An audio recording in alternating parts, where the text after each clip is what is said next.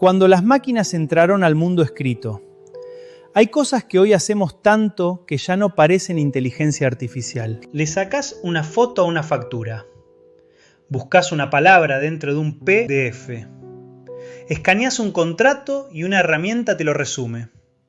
Pasás una hoja por una app y aparece texto editable. Parece software, una función más. Pero ahí está el truco. Cuando una capacidad se vuelve cotidiana, deja de parecernos IA. Antes de responder preguntas, resumir documentos o encontrar información, una máquina tuvo que aprender algo más básico y raro: leer. No leer como nosotros, leer sin entender, sin comprender ideas. Leer era convertir tinta, formas y garabitos en información utilizable. Ray Kurzweil suele aparecer rodeado de un aura extraña. Para algunos es un visionario, para otros un delirante, un profeta tecnológico. Pero antes de esa figura grandilocuente, ya era un prodigio improbable. Venía de una familia artística, padre pianista, madre pintora, y un tío de Bell Labs le enseñó a programar de chico. Kurzweil mezcló arte y computación. A los 15 años creó un programa que analizaba música clásica, detectaba patrones y generaba piezas nuevas en ese estilo. La escena era increíble. 1965, un adolescente en televisión mostrando una computadora que componía música. Después llegaron la Casa Blanca y la felicitación presidencial. Pero lo importante no era el show, era lo que pasaba debajo. Kurzweil todavía no pensaba en personas ciegas ni en lectura de documentos. Estaba obsesionado con convertir patrones simbólicos en algo que una máquina pudiera procesar. Minsky lo empujó hacia MIT. También se carteó con Rosenblatt. Kurzweil aparece justo en el cruce entre sistemas expertos y aprendizaje, y por eso encaja perfecto acá. El paso siguiente no fue hacer que una máquina entendiera literatura, fue algo más concreto y revolucionario. Reconocer letras impresas, aunque cambiaran de tipografía, un problema que parecía imposible de resolver mecánicamente. Suena como algo modesto, lo sé, pero créanme cuando les digo que en ese momento no lo era en absoluto. 1976, cuando el texto impreso empezó a tener voz. En 1974, Kurzweil fundó su empresa con un objetivo preciso: crear un OCR Omnifont. Es decir, un sistema capaz de reconocer texto impreso en muchas tipografías distintas. Ya existían sistemas que podían leer texto, pero eran frágiles. Funcionaban con una o dos fuentes controladas, casi como si el mundo tuviera que escribir de una forma especial para no confundir a la máquina. Kurzweil quiso invertir esa relación. No adaptar el mundo a la máquina, sino hacer que la máquina soportara el mundo impreso.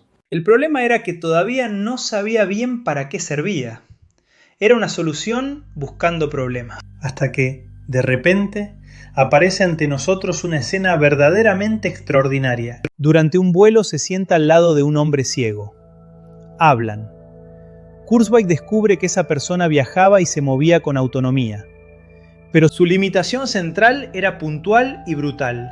No podía leer el material impreso cotidiano. Y en ese preciso instante, en medio de esa conversación, Kurzweil lo entiende todo. Ahí todo encaja.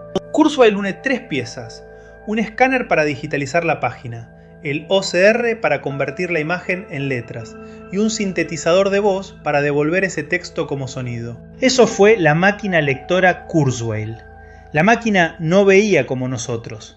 Tomaba una página impresa, la convertía en símbolos y después en voz.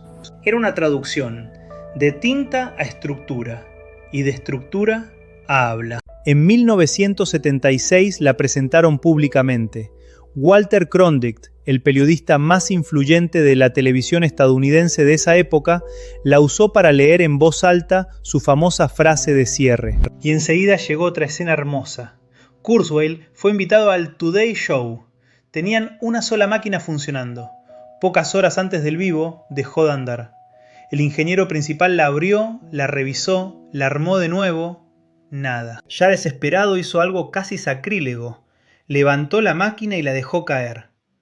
Después de eso, nunca volvió a fallar. Poco después llegó una llamada que parece chiste, pero no lo era.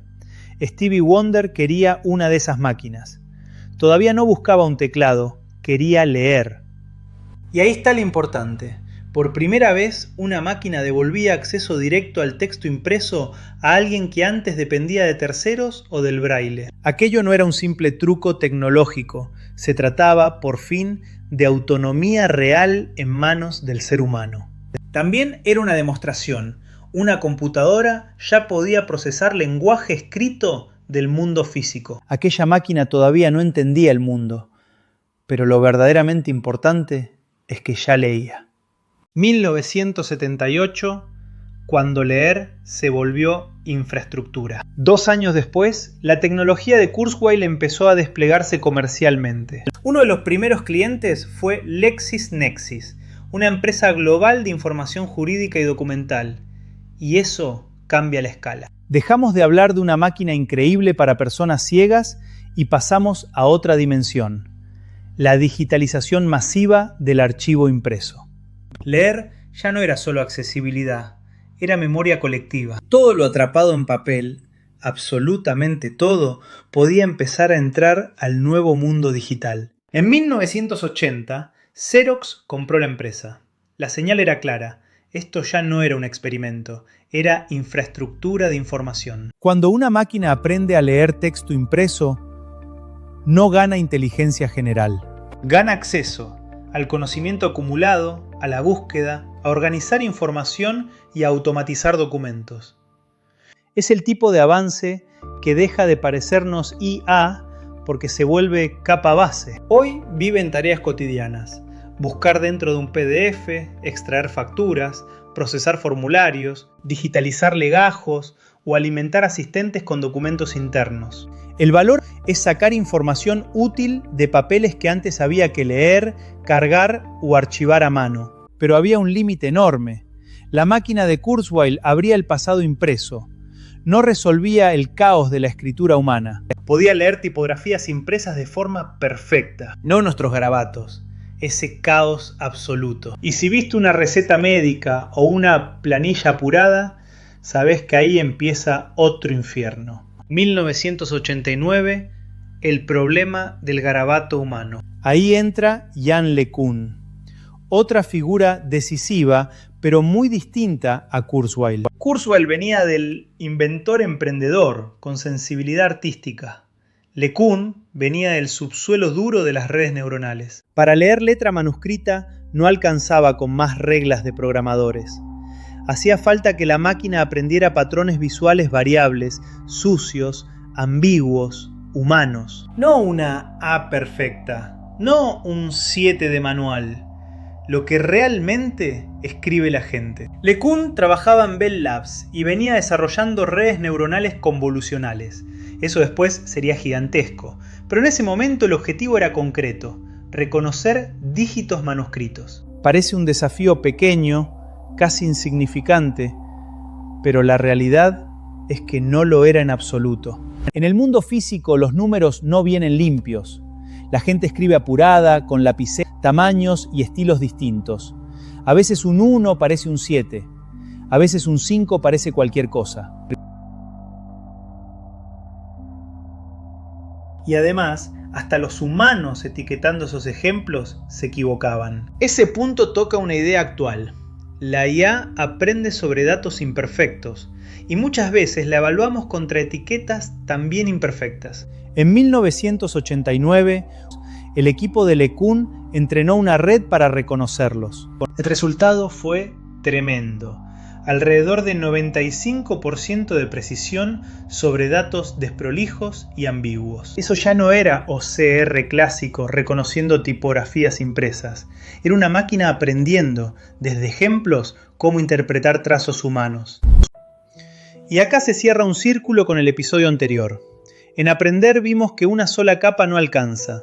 Algunas detectan señales simples y otras las combinan en algo más complejo. Acá eso se vuelve operativo. La red no necesitaba una lista infinita de reglas del tipo: Si la curva baja así y la línea se inclina así, quizás sea un 9. Aprendía desde ejemplos de números escritos a mano. Ajustaba sus pesos internos constantemente. Corregía sus errores paso a paso. Y así mejoraba su capacidad de visión. No entendía el correo, no sabía que era una carta, pero podía mapear trazos a símbolos con una robustez nueva. Y eso fue un salto enorme.